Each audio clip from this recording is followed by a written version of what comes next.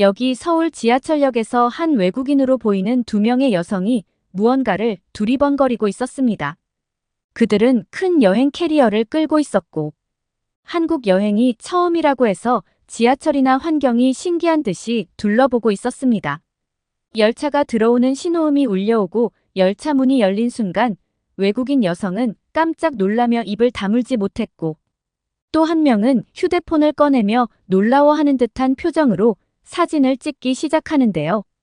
대체 이 외국인 여성들은 서울 지하철역에서 무엇을 보게 된 것일까요? 안녕하세요. 저는 영국 맨체스터에서 작은 의류 가게를 친구와 함께 운영하고 있는 미라라고 합니다. 저는 부모님께서 운영하던 의류 가게를 물려받았고 마음이 맞는 친구와 함께 운영하고 있어요. 저희 부모님께서 세상을 떠나시고 난 뒤 전 친구 로사와 정말 쉬는 날도 없이 열심히 일해왔어요. 그 결과로 저희 가게는 맨체스터에서 꽤 유명해졌고 단골 손님들도 늘었습니다. 그런데 얼마 전 로사가 일주일 정도 가게를 휴업해야 된다고 해서 의아해하던 적이 있습니다. 왜 일주일이나 가게 문을 닫아야 하는지 로사에게 물었는데 로사는 한국 음식을 팔던 마트에서 한국 여행을 경품으로 받은 항공권과 숙박 예약서를 보여주었어요. 100%로 공짜 여행은 아니었지만 그래도 해외를 나가볼 기회가 생겼다는 것에 저는 로사에게 좋다며 이번 기회에 쉴 겸해서 다녀오자고 했죠. 우리 부모님이 이 세상을 떠나신 후 로사와 함께 의류 가게를 운영하면서 평생 동안 한 번도 여행을 해보지 못한 삶을 살아왔습니다. 주말이면 여행 다니던 친구들과 다르게 저희는 의류 가게를 지켜야 했으니까요. 그래서 저희는 무료로 기회도 얻었겠다 큰 마음 먹고 일주일 정도 가게를 휴업하기로 했습니다. 그리고 일주일 동안 한국을 여행하는 것을 계획했어요. 한국으로 향하는 비행기를 탑승하면서부터 우리의 가슴은 두근거리기 시작했습니다. 특히 한국에 다녀왔던 친구들에게 한국 여행에 관해 물어봤는데 친구들 중에는 이민 생각까지 했었을 정도로 한국을 칭찬하는 이야기를 했었기에 저는 한국 여행에 대해 더욱 기대감이 커져만 갔어요. 그런 설레는 시간들을 보내면서 저희는 한국 여행에 대해서 꼼꼼하게 계획하며 여행 갈 날을 기다렸습니다. 그리고는 드디어 기다리던 여행을 가는 날이 왔습니다. 우리는 사실 한국이라는 나라에 대해 정확하게 알지 못했기 때문에 비행기를 타기 전에도 한 번 더 인터넷을 통해 여행 계획과 한국 문화에 대해 찾아보며 공항에서 비행기 시간을 기다렸어요. 그렇게 저희는 한국행 비행기에 올라탔고 비행기에서 보이는 창문 밖으로 한국의 아름다운 불빛이 반짝이는 모습은 정말로 잊을 수 없는 순간이었습니다. 저녁 비행기로 도착했는데 비록 늦은 시간이었지만 도착한 인천공항은 여전히 활기찬 분위기에 가득 차 있어서 놀랐습니다. 해외 각국의 사람들이 공항 곳곳을 누비고 있었죠. 인천국제공항은 모든 곳에 불이 켜져 있었고 늦은 저녁이었지만 평화롭게 공항 푸드 코너에서 식사를 하는 분들도 있었습니다. 그런데 좀 의아한 장면들을 보게 되었어요. 공항 푸드 코너에서 식사를 하면서도 자신들의 캐리어를 신경도 쓰지 않고 있던 것입니다. 저희 영국이라면 벌써 캐리어가 없어졌어도 이상하지 않았을 일인데 아무도 남의 캐리어에 눈길조차 주지 않더군요. 일전에 한국을 다녀왔던 친구의 말로는 한국은 카페에서도 휴대폰을 그냥 두고 화장실을 다녀오더라도 아무도 훔쳐가지 않는다는 말을 들은 적이 있었는데 사실 그땐 그 말을 믿지 않았었거든요. 근데 공항 푸드 코너에서 본인 캐리어를 신경 쓰지 않고 식사하는 모습을 보고 그때 친구가 했던 말이 실감나기 시작했었습니다. 저였다면 캐리어가 없어지지 않을까 안절부절 못하며 캐리어를 신경 쓰느라 식사도 제대로 못할 것 같은데 말이죠.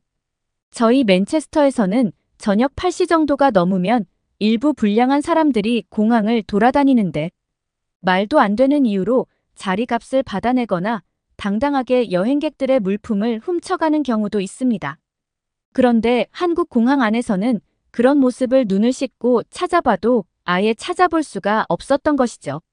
저희는 한국 여행에 대한 기대와 설렘, 그리고 긴장을 너무 했던 탓에 잠시 쉴 곳을 찾았습니다.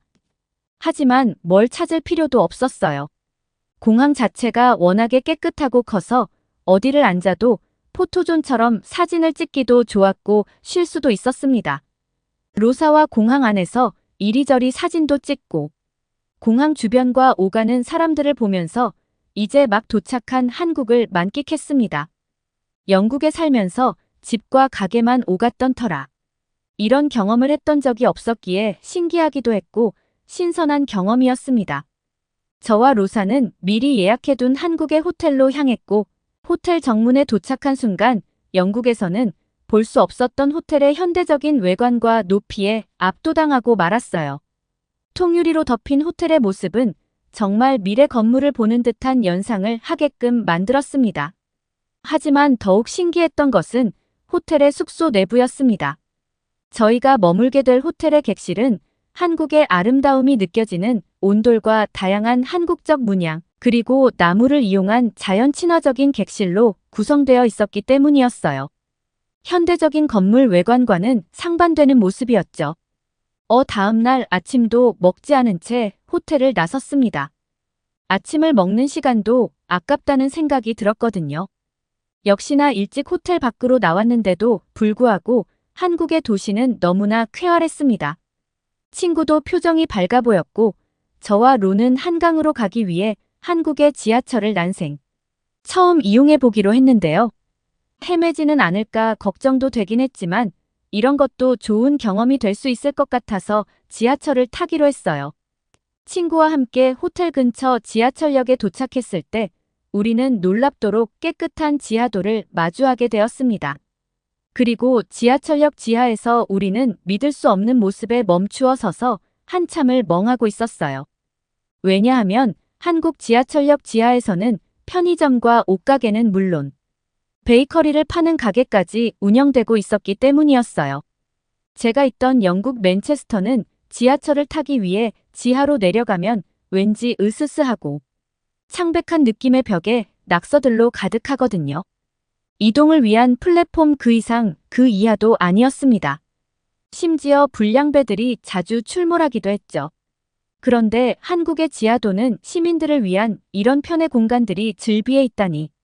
미래형 지하도시가 있다면 아마 한국의 지하 역사가 그와 가장 흡사할 겁니다. 한참을 지하 역사에 있던 옷가게들과 곳곳을 구경하며 돌아다니던 저와 로는 스마트폰 앱으로 지하철 도착 시간을 확인하고 정해진 시간에 맞춰 지하철을 타기 위해 움직였습니다. 얼마 지나자 저희가 타야 하는 지하철이 도착했죠. 하지만 저희는 그 자리에서 얼어버리고 말았었어요. 왜냐하면 지하철 문이 열리고 나서 나타난 상황에 입을 다물기 힘들었거든요. 전철 안에서 보게 된 장면은 웬일인지 음식은 물론이고 육류까지 판매하고 있는 게 아니겠어요? 우리는 너무 당황해서 지하철에서 다시 내려 주위를 보니 확실히 지하철이었습니다. 처음 보는 상황에 너무 당황한 저와 동생은 일단 지하철을 타야겠다는 생각에 문이 닫히기 직전 지하철에 올라탔고 지하철 안에서 믿기 힘든 모습들에 입이 다물어지지 않았어요. 그런데 더 신기한 건 주변에 있던 한국인들은 너무 당연한 듯 아무렇지 않게 살 게 없는지 구경하고 있던 것이었어요. 저는 태어나 많은 지하철을 타보지는 않았지만 진짜 신기해도 너무 신기한 경험이었습니다. 지하철에서 이런 걸 팔다니 영국에 있는 친구들에게 이야기해주면 아무도 믿지 못할 일이었죠. 그러면서 한편으로 이런 생각도 들었습니다. 이렇게 사람들과 가까운 곳에 이런 걸 팔면 누가 훔쳐가지 않을까 하는 생각이었죠. 그런데 아무리 둘러봐도 그 누구도 물건에 손을 대는 사람은 없었습니다. 아마 저희 영국 지하철에 이런 게 있었다면 순식간에 물건이 사라지고 말았을 텐데 말이죠. 저희는 저희 옆에 있던 한국인 여성분께 조심스럽게 이 상황에 대해서 물어봤습니다. 그랬더니 그 여성분께서는 한국 지하철이 원래 이런 게 아니라 지금은 지하철을 이용한 전통시장 축제 중이라고 했습니다. 예전에 했던 것인데 지금은 폐지가 되었다고 했죠.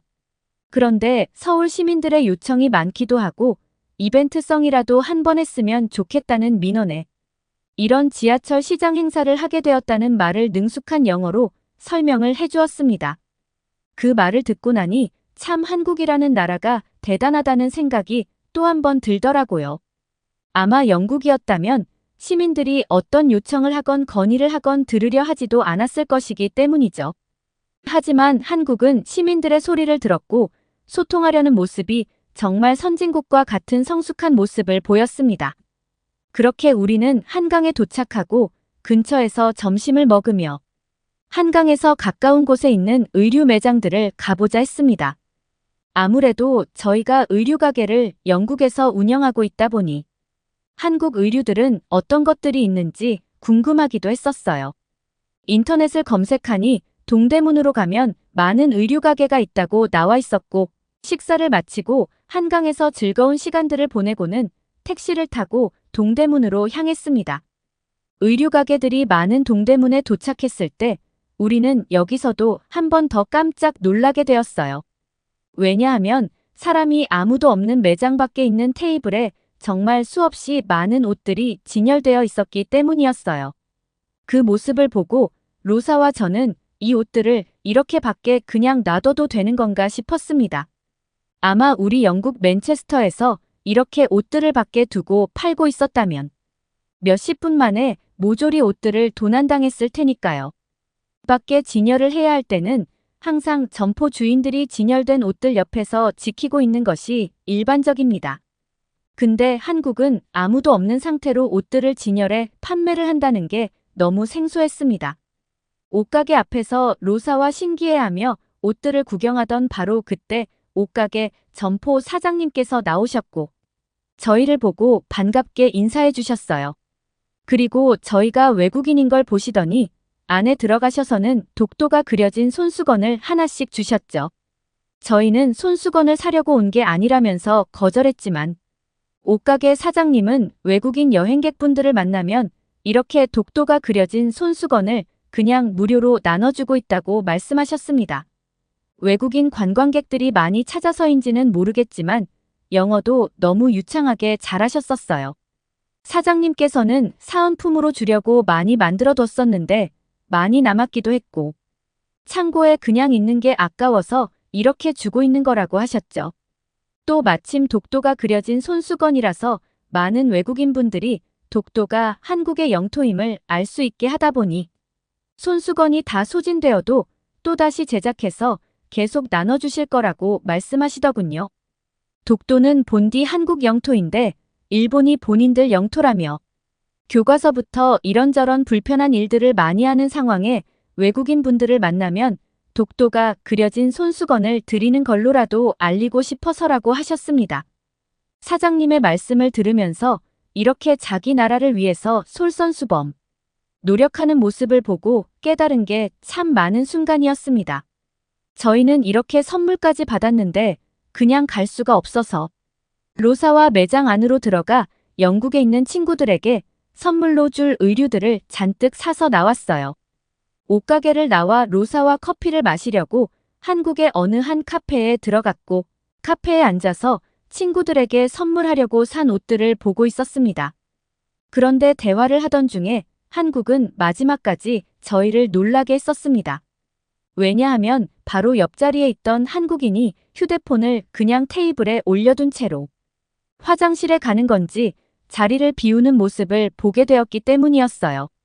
한국에서 시간을 보내면서 하도 신기한 경험을 많이 했었어서 그 모습을 보고 체념한 채로 로사와 서로 눈을 마주보면서 정말 한국은 대단하고 멋진 나라야 하고는 소리 내어 웃었습니다. 이 사연은 영국 맨체스터에서 옷가게를 운영하던 미셀라 씨와 친구 로사 씨의 한국 여행 경험담에 대한 에피소드였습니다. 아마 한국을 처음 와본 분들이 대부분 미사엘라 씨가 겪었던 경험들을 비슷하게 하지 않나 싶어요. 여하튼 한국에 여행 와서 좋은 경험하시고 가셨다니 한국인으로서 기분 좋습니다. 다음 사연은 진돗개 관련한 에피소드네요. 이 사연도 영국이네요. 웨스트햄에 있었던 사연이라고 하는데 어디 한번 시작해 보겠습니다. 여기 웨스트햄에 사는 어느 한 가족이 있습니다. 이 가족의 일상이 송두리째 바뀌게 되는 사건이 일어나고 말았다고 하는데요. 이유는 마당에서 신나게 뛰어놀던 아들이 주인 없는 길거리, 들개 6마리에게 둘러싸이는 위험한 상황을 만났기 때문이라고 합니다. 그 모습을 본 아이의 엄마는 허겁지겁 마당으로 뛰어나갔지만 들개들의 공격을 막기에는 너무 멀었다고 해요. 그런데 그때 엄청난 속도로 들개들을 향해 하얀색의 개 한 마리가 뛰어들었다고 합니다. 과연 이 가족에게 무슨 일이 벌어졌던 걸까요? 안녕하세요. 저는 잉글랜드 웨스트햄에 사는 조지아 스탠웨이라고 합니다.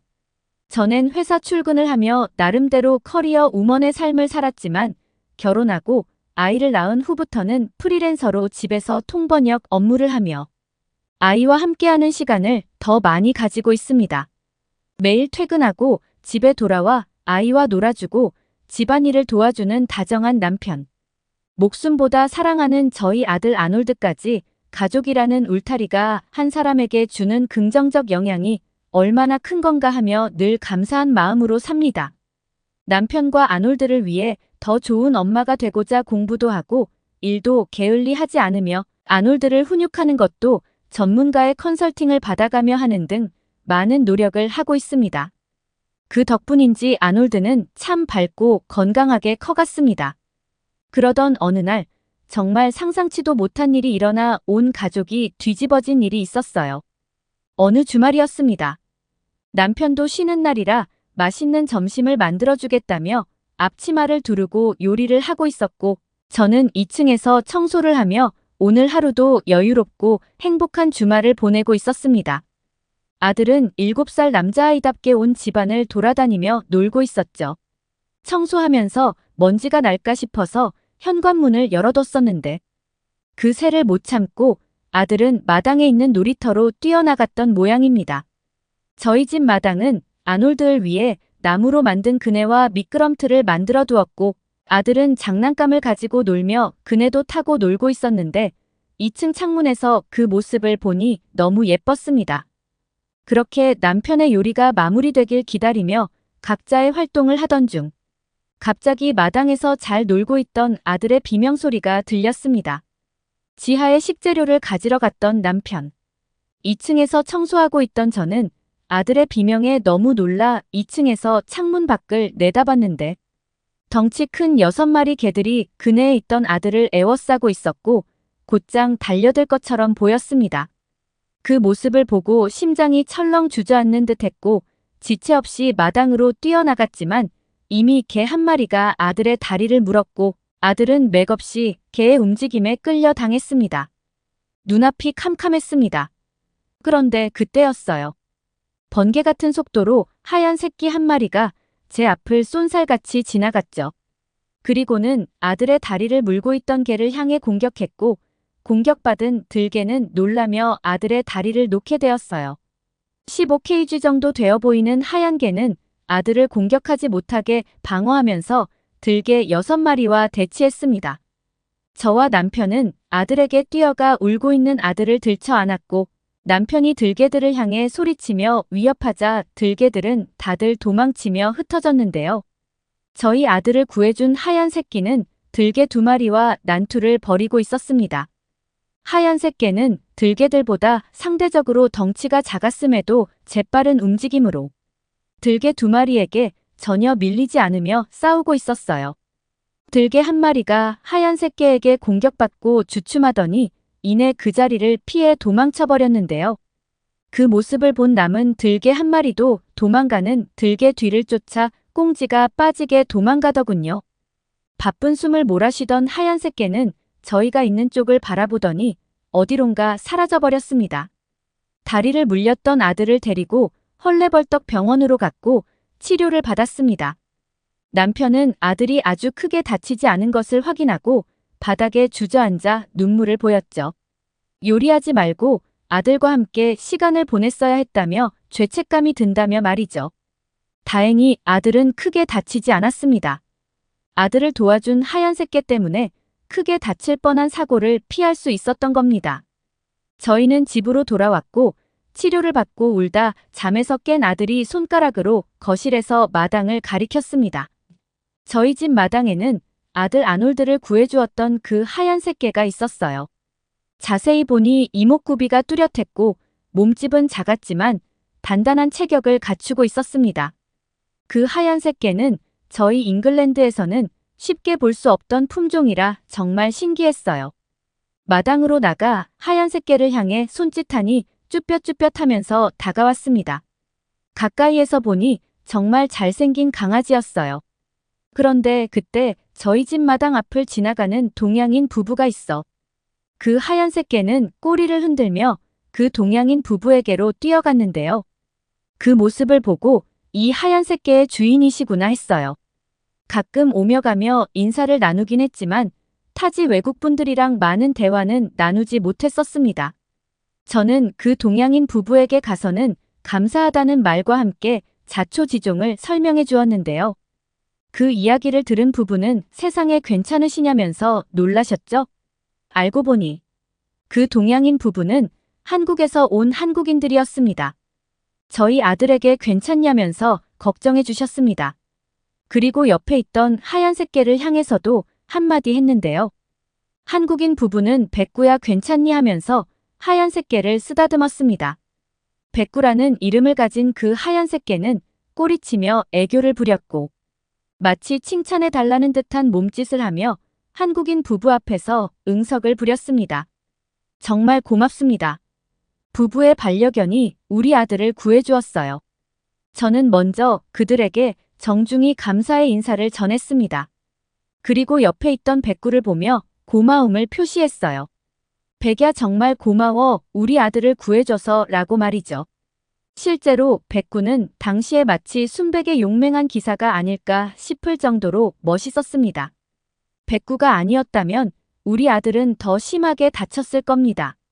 온몸을 던져 아들을 구해준 백구에게 뭐든지 다 해주고 싶었죠. 이 은혜를 어떻게 다 갚아야 할지 모르겠어요. 백구는 정말 용맹하고 멋진 반려견이에요. 그런데 처음 보는 품종의 강아지라서 혹시 알 수 있을까요? 라고 물었습니다. 그러자 한국인 부부는 이렇게 말하더군요. 백구는 진돗개라는 한국의 혈통을 가진 개입니다. 진돗개는 본디 주인에게 충성을 다하고 대담하며 용맹스럽기로 유명해요. 멧돼지 같은 야생동물을 만나도 전혀 겁먹지 않고 한 번 물면 놓지 않을 정도로 근성도 강하죠. 한국에서도 매우 혈통 있는 품종으로 대표되는 개입니다. 백구에 대한 이야기를 들으니 정말 신기했어요. 그때 저희 아들에게 꼬리를 흔들며 백구가 슬며시 다가가 아들의 손을 핥으며 반갑게 인사했습니다. 아놀드 역시 백구를 보고는 백구의 머리를 쓰다듬고 있었습니다. 그 모습을 보니 눈물이 나더라고요. 원래 동물을 무서워하는 아들이라 강아지와 교류가 없었는데 자신을 구해준 백구에게는 너무 방긋 웃으며 좋아하고 있었기 때문이었어요. 그 사건이 지나고 몇 개월이 흘렀습니다. 저희는 그날 이후로 한국인 부부와도 친해져 자주 만나고는 하는데요. 백구와 아놀드도 매우 친해져서 항상 함께 놀곤 했었습니다. 어느 날 아들과 함께 한국인 부부의 집에 놀러 간 적이 있었습니다. 한국인 부부의 아내분의 이름은 씨였었어요. 맛있는 쿠키와 함께 커피를 마셨고 아들과 백구는 어김없이 마당에서 뛰어놀았어요. 그런데 수진 씨가 조심스럽게 말을 꺼내며 뜻밖의 이야기를 했었습니다. 수진 씨는 남편과 일주일 뒤에 한국으로 돌아가야 한다고 말을 했던 것이죠. 그러더니 갑자기 눈물을 흘리시기 시작하는 거였어요. 저는 그 모습에 놀라서 왜 그러냐면서 씨를 달래주었는데 수진 씨는 한국으로 갈 때 백구를 데려가지 못하게 되었다면서 울기 시작했던 것입니다. 반려견을 비행기에 태우기 위해서는 몇 가지 제한 사항들이 있는데요. 다른 조건은 모두 부합했는데 왜 건강 상태가 좋지 못한 상태였었기에 이 부분에서 거절을 받아 비행기에 태울 수 없게 되었던 겁니다. 한국인 부부는 한국으로 가는 일정을 조율해 보려고 했지만 불가피하게 잉글랜드를 떠날 수밖에 없는 상황이었고 이런 와중에 백구를 데리고 갈 수 없게 돼서 심적으로 굉장히 힘들다고 말하더군요. 그 말에 저는 일말의 고민도 없이 대답했습니다. 수진 씨의 손을 잡고 저희가 백구를 보살피고 함께 할 테니 눈물을 그치시라고 말이죠. 누구보다 백구에게 최선을 다하겠다고 말해주었습니다. 그러자 수진 씨는 고개를 끄덕이며 정말 고맙다며 감사 인사를 몇 번씩 해주셨어요. 사실 감사한 건 저희였습니다. 그날 백구가 아니었다면 고작 7살밖에 되지 않았던 저희 아들의 성장에 큰 문제가 있었을지 몰랐으니까요. 이후 집으로 돌아와 남편에게도 이 이야기를 하니 남편도 너무 좋다며 찬성했습니다. 우리 가족이 더욱 완벽해질 것 같다면서도 한국인 부부가 마음이 많이 아프겠다며 걱정도 했습니다. 저희는 그렇게 백구를 가족으로 맞이했고 한국인 부부는 잉글랜드를 떠나 한국으로 갔지만 서로 메일도 주고받고 통화도 자주 하며 백구의 소식을 전하고 그렇게 지냈어요. 사실 한국인 부부가 한국으로 떠나는 날 부부는 백구를 꼭 끌어안은 채로 한참을 울었습니다. 그걸 보던 저희도 눈물을 흘렸죠. 백구도 그걸 아는 건지 끙끙거리며 씨 품에 안겼습니다. 이후로도 백구는 저희 집과 한국인 부부가 살던 집을 오가며 방황하는 듯한 모습을 보여주었어요. 그 모습이 얼마나 가슴 아프던지 저희는 더욱 온 마음을 다해 백구를 대해주었어요. 백구가 편히 지낼 수 있도록 집의 구조도 바꾸었고 진돗개라는 품종에 대해서 남편과 저는 공부도 시작했었습니다. 시간이 조금 걸리긴 했지만 어느 순간부터는 백구가 저와 남편에게 먼저 가까이 다가와 애교를 부리기도 하고 졸졸 따라다니며 저희를 지키려는 듯한 행동을 하기도 했어요. 저희의 진심이 백구에게 전해진 걸까요? 그런 백구에게 저희는 그저 감사할 뿐이었습니다. 저와 남편 그리고 아들 아놀드는 백구가 오고 난 뒤에 훨씬 더 많이 웃고 즐거운 생활을 하고 있답니다. 언젠가는 백구가 태어난 한국으로 저희 남편과 아들 그리고 백구와 함께 여행을 가보고 싶어요. 그렇게 하기 위해서 백구의 건강도 챙기며 보살피고 있습니다. 사스는 지금 마당에 앉아 어딘가를 바라보고 있는 백구의 모습이 보입니다. 과연 백구는 자신이 태어난 한국의 냄새, 한국의 땅, 한국의 하늘을 기억하고 있을까요? 조금 가슴이 아프다는 생각이 드는 사연이었어요. 건강 때문에 한국에 돌아오지 못한 백구가 얼른 건강해져서 자신이 태어난 한국에 다시 올 수 있기를 바라봅니다. 여기 유럽에서 온 여성이 흰 가운을 입고 있는 남성과 대치한 채 기분 나쁜 기색을 표현하고 있습니다. 대체 이 남성이 무슨 행동을 했길래 이렇게 화가 난 걸까요? 안녕하세요. 저는 스웨덴에서 디자이너 일을 하고 있는 다니엘이라고 합니다. 스웨덴은 북유럽에 속해 있는 나라인데 아실지 모르겠지만 북유럽은 디자이너들의 선망의 대상이에요. 디자이너들이라면 누구나 북유럽에서 일해보기를 바라고 북유럽 회사들과 협업한 경력은 뛰어난 경력으로 인정받을 수 있죠. 그래서 저도 스웨덴에서 이름을 알리는 디자이너가 되고 싶었어요. 남들보다 더 유리한 위치에 있다는 자신감도 있었습니다. 아무래도 다른 나라에서 온 사람들보다야 스웨덴 본토 사람인 제가 더 나을 거라고 생각했거든요. 하지만 그건 제 아니란 생각이었습니다. 세계는 넓고 뛰어난 인재는 넘쳐났어요. 아무리 스웨덴에서 나고 자란 사람이라 하더라도 그들과 경쟁해야 하는 건 분명했습니다. 게다가 해외에서 오는 사람들은 유학은 기본의 자국에서 엄청난 커리어를 쌓은 상태이기 때문에 초짜 디자이너인 제가 어찌 해볼 상대들이 아니었어요. 이런 사람들 중에서 제가 봤던 가장 뛰어난 사람은 바로 한국에서 온 피터 씨였습니다. 그는 저에게 아주 긍정적인 자극을 많이 주었는데 피터 씨는 정말 성실하고 뛰어난 사람이었어요. 우선 해외 취업은 유학이 기본이라는 인식이 있는 이쪽 계열에 유학 경험 없이 디자이너로 초빙받아온 유일한 사람이었습니다. 게다가 디자인 감각도 굉장히 뛰어났어요. 하지만 많은 사람들이 입을 모아 걱정하는 것들이 있었습니다. 외국 대학에서 유학을 했다거나 인턴이나 직원 생활을 해본 적이 없으니 서양 문화권의 사람들 사이에 잘 섞일 수 있을까 하는 것이었죠. 하지만 피터 씨는 그 누구보다 잘 섞여들었습니다. 디자이너라고 해서 디자인만 잘해서는 안 됩니다. 어쨌든 다른 사람들과 함께 일하는 것이기 때문에 인간관계 능력도 좋아야 했고 직급이 올라갈수록 신경 써야 하는 것도 많았어요. 그러면서 자연스럽게 디자인과는 멀어지는 사람들이 대다수인데 피터 씨는 관리직으로서 해야 하는 일도 충실히 수행하면서도 디자이너로서의 정체성을 잃지 않았습니다. 갓 들어온 인턴이었던 저는 한국에서 온 피터 씨의 모습을 보면서 많은 것을 느꼈어요. 또 마음이 굉장히 따뜻한 사람이라 인간적으로 존경하는 마음이 들었습니다.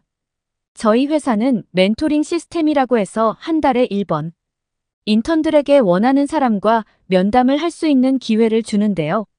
저는 당연히 PTC를 선택했습니다. 경쟁률이 셀 거라고 생각했는데 아무도 없더라고요. 알고 보니 피터 씨가 워낙 바쁘다 보니 암묵적으로 피터 씨를 선택하지 않는다는 룰이 있었습니다. 뒤늦게 이 사실을 알고 멘토를 바꾸려고 했는데 피터 씨가 흔쾌히 저를 만나주겠다고 했다더라고요. 저는 면담을 통해 피터 씨가 어떻게 유학 없이 저희 회사에 올 수 있게 되었는지 듣게 되었습니다. 피터 씨는 한국의 작은 회사부터 시작하여 한국의 글로벌 기업에 가기까지 뚜렷한 목표를 두고 꾸준히 노력했다고 합니다.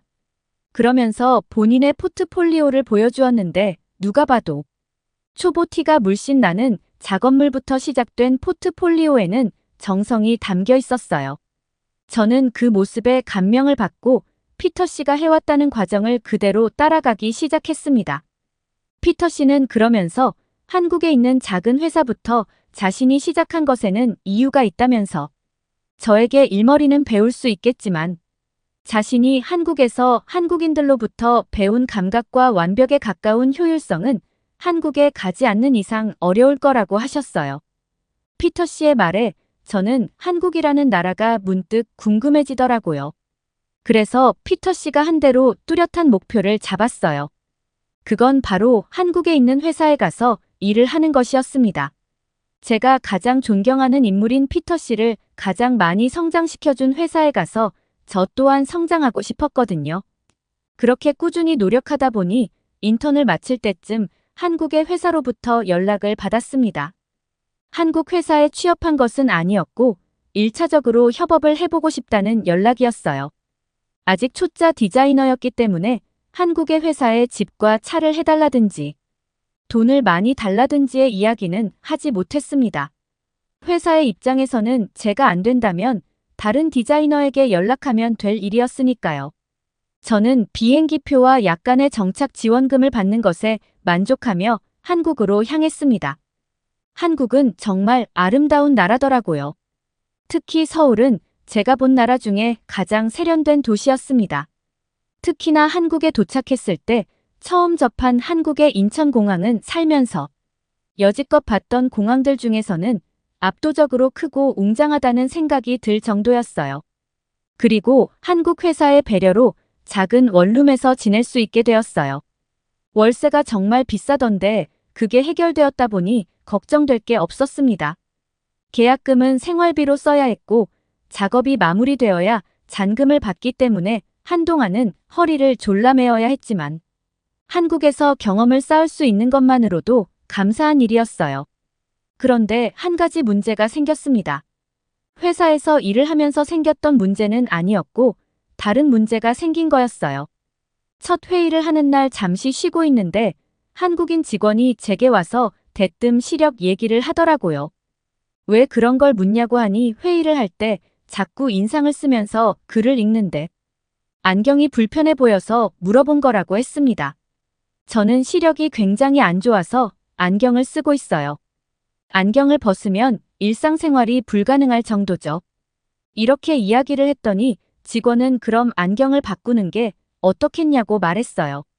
저는 괜찮다고 말했습니다. 여태까지 잘 써왔으니까요. 그런데 직원은 계속해서 왜 안경을 바꾸지 않느냐고 여러 번 되물었습니다. 조금 짜증 나더라고요. 안경 바꾸는데 한두 푼 드는 것도 아니고 본인이 바꿔줄 것도 아니면서 자꾸 물어보는 게 기분이 썩 좋지 않았습니다. 제가 쓰고 있는 안경도 스웨덴에서 한 50만 원 정도 주고 샀던 거거든요. 사실 안경이 오래된 것이긴 했어요. 스웨덴에서 안경 한 번 맞추려면 큰 돈이 들기도 하고 시간도 많이 걸리다 보니 한 번 안경을 맞추면 몇 년은 기본이고 10년 넘게 쓰는 분들도 있으니까요. 직원은 애써 웃는 제게 회사 주변에 안경점이 있으니 그곳으로 가라고 했고 이내 회의가 시작되었습니다. 회의를 잘 마치고 회사를 나오는데 정말 안경점이 있더라고요. 안경을 바꾸고 싶다는 생각이 들었지만 제 주머니 사정을 생각하고는 돌아섰습니다. 시간도 오래 걸릴 테고요. 그런데 며칠 동안이나 안경 생각이 제 머리를 떠나지 않았어요. 또 안경을 바꾸지 않고 가면 그 직원이 돈이 없어서 안경을 못 바꾼다는 걸 알아차릴 것 같았습니다. 제가 며칠 지켜보니 그 직원은 여러 디자인의 안경을 돌려서 끼더라고요. 대체 돈이 얼마나 많으면 옷 바꿔 입듯 매번 여러 안경들을 바꿔서 쓸 수 있을까 싶었습니다. 저렇게 돈이 많으니 안경 하나 맞추는 건 일도 아니었겠죠. 여기까지 생각이 닿으니 안경을 맞추겠다는 결심이 섰습니다. 수중에 돈이 많은 건 아니었지만 매일 들어가는 생활비를 조금 줄이면 괜찮을 것 같았어요. 그래서 가장 먼저 안과를 갔습니다. 그런데 이때부터 이상한 일이 벌어졌어요. 안경을 맞추러 안과병원에 왔다고 하니 안과병원. 직원이 이상하다는 표정과 말투로 안경을 맞추려면 안경점을 가야지 왜 병원에 왔냐고 묻는 게 아니겠어요? 저도 직원만큼이나 어이가 없었습니다. 안경을 맞추려면 시력을 검사해야 하는데 시력을 검사하려면 병원에 오는 게 당연하잖아요.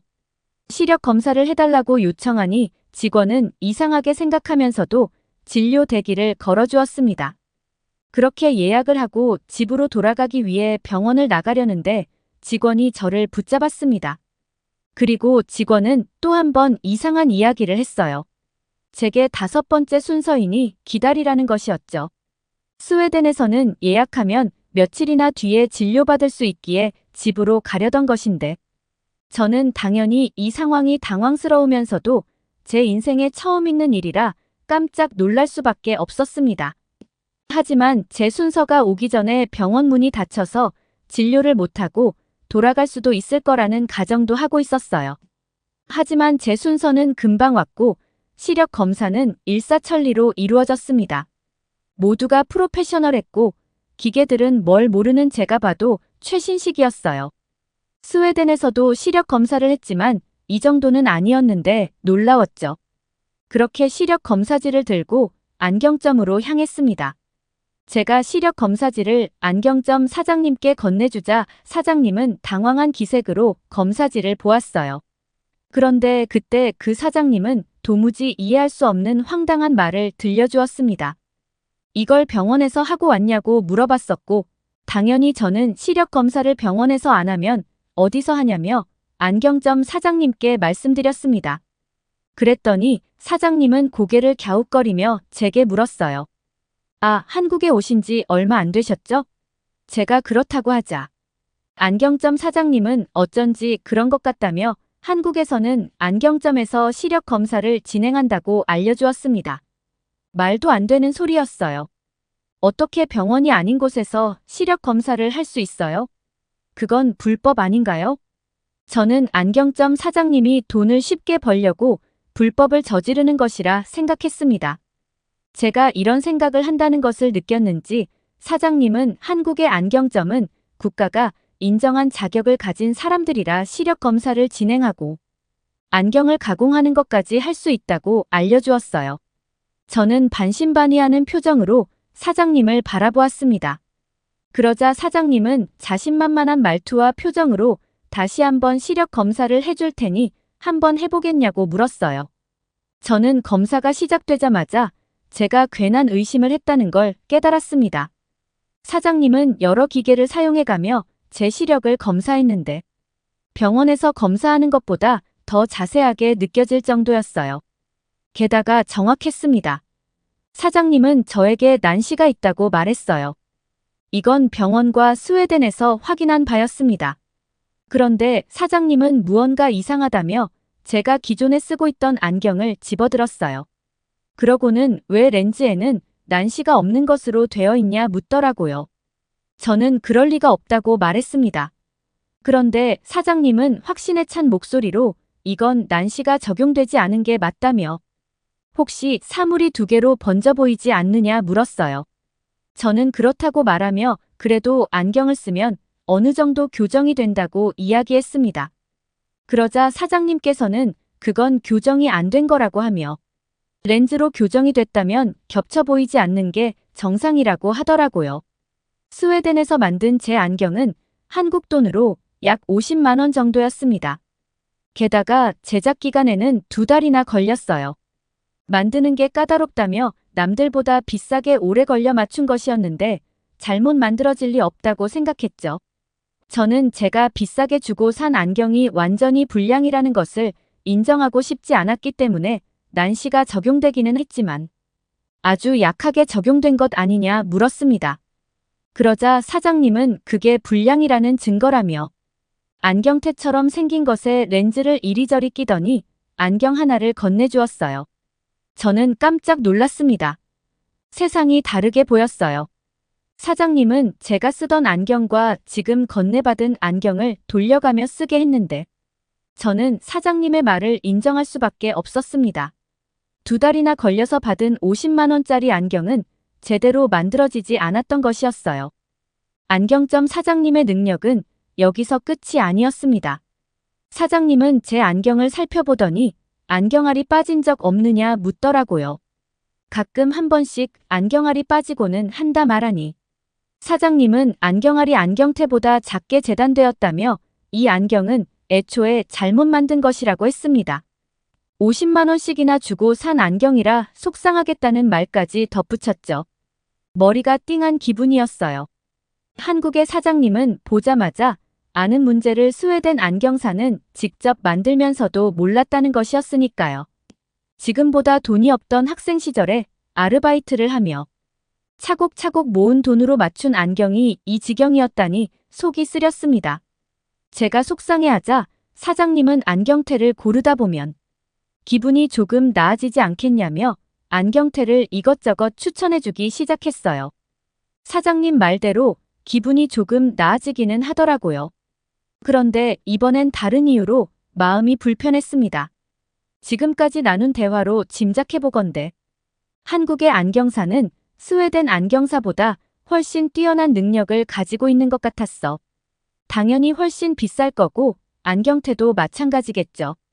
저는 사장님께 마음에 드는 안경테의 가격을 물었습니다. 그런데 저는 사장님께서 말해준 가격을 듣고 제 귀를 의심했어요. 왜냐하면 그 안경테 가격은 2만 원이었습니다. 저는 부가세나 다른 금액이 별도로 들어가는 것이냐 물었는데 그런 것이 아니고 정말 가격이 2만 원이었어요. 알고 보니 제가 고른 안경이 행사 중이던 안경이었던 겁니다. 행사가 진행되지 않는 안경테도 4만 원에서 비싸야 7만 원 정도 하더군요. 장난감같이 허술한 안경테도 아니었습니다. 제가 아는 브랜드였어요. 이건 정말 화가 나더라고요. 유럽에서 안경이 가장 유명한 브랜드는 덴마크 회사입니다. 이 회사는 같은 유럽 국가임에도 불구하고 가격을 매우 비싸게 받습니다. 디자인 값이라는 게 있다는 건 제가 누구보다 잘 알기 때문에 이것이 문제라고 생각하지 않았어요. 그런데 안경테가 저렴한 걸 알고 나니 이번엔 렌즈의 가격이 문제였어요. 안경테는 이렇게 저렴하게 팔고 렌즈를 비싸게 팔 수 있는 거니까요. 안경테를 고르니 사장님은 테를 들고 안쪽으로 들어갔습니다. 그러면서 30일 정도 걸린다고 하더라고요. 뭐 그 정도 걸릴 거라고 예상은 했습니다. 그래서 저는 결제는 지금 해야 하는지 아니면 찾으러 올 때 하는 건지 물었어요. 그랬더니 사장님은 웬 뚱딴지 같은 소리를 하더라고요. 저에게 어디 잠깐 나갔다 오시려냐는 질문을 했기 때문이었어요. 저는 뭔 소리를 하는 건가 싶어 30일 뒤에 찾으러 오라는 게 아니었냐 물었습니다. 그러자 사장님이 오히려 저를 더 이상하게 보며 한 달 뒤가 아니라 30분 뒤에 라고 말하는 게 아니겠어요? 저는 저희가 영어로 소통하기 때문에 소통에 오류가 난 거라고 생각했습니다.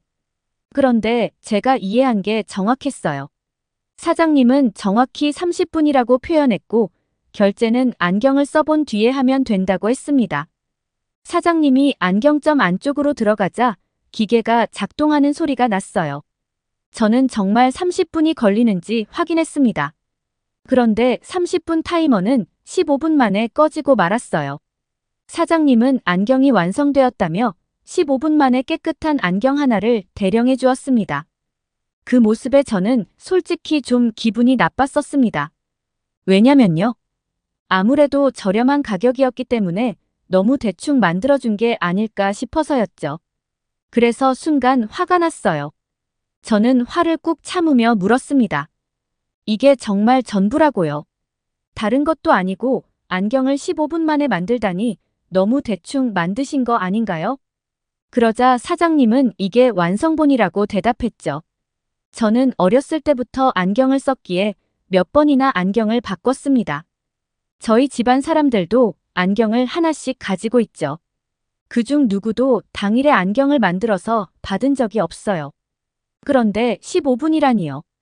정말 말도 안 되는 일이었습니다. 안경점에 들어와서 시력 검사를 하고 이 안경을 받기까지 1시간도 채 걸리지 않았습니다. 저는 안경점 사장님이 말을 번지르르 하게 해서 제가 외국인이라고 절 속이고 대충 만든 안경을 팔아치운다고 생각했어요.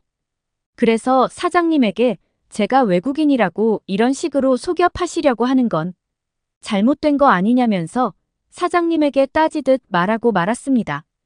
그러자 그 친절하던 사장님이 처음으로 인상을 찌푸렸어요. 그러면서 제가 외국에서 온 외국인이라는 건 알고 있다면서 유럽이 어떤 식으로 안경을 만드는지도 알고 있다고 말씀하시더니 오해가 있는 모양인데 이런 말은 제가 지금 만든 이 안경을 써보고 해달라고 하셨습니다. 사장님의 강단 있는 행동과 말에 움찔한 저는 가만히 안경을 집어들어 썼습니다. 그리고 안경을 쓰자마자 얼굴이 시뻘겋게 달아오르는 걸 느꼈어요. 저는 안경을 쓰자마자 사장님에게 허리를 숙여 사과했습니다.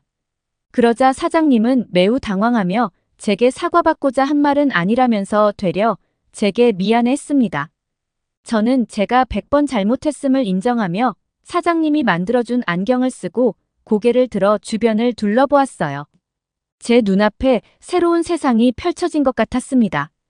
제가 지금까지 쓰고 다니던 안경은 쓰레기였어요. 쓰레기와 다름없는 안경을 쓰고 다녔으니 계속해서 시력이 나빠지는 건 당연한 일이었죠. 겹쳐 보이는 것도 없고 너무 편했어요. 사장님은 안경이 익숙해지는 시간이 필요할 거라고 이야기했는데 얼마나 제 눈에 딱 맞는지 그런 시간은 전혀 필요하지 않겠더라고요. 이 정도 되면 가격은 얼마가 됐든 괜찮을 것 같았습니다. 이런 안경을 하루 만에 만든 것만으로도 충분했어요.